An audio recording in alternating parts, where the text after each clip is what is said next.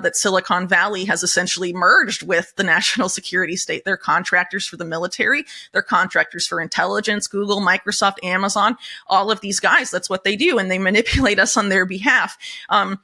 In 2014, the U.S. Air Force announced a multi-million-dollar research project to use social media to control people like drones, to basically turn people's minds off using social media and manipulate them that way.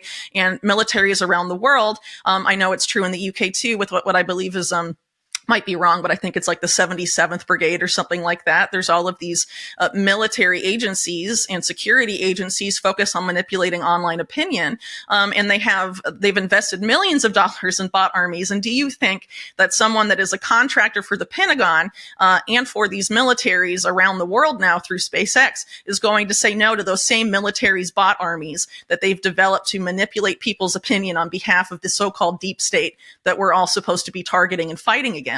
I think people really need to take this stuff seriously and realize that, waking up to the illusions around COVID and mainstream media isn't necessarily enough. We need to keep our guard up. We need to think critically and rationally.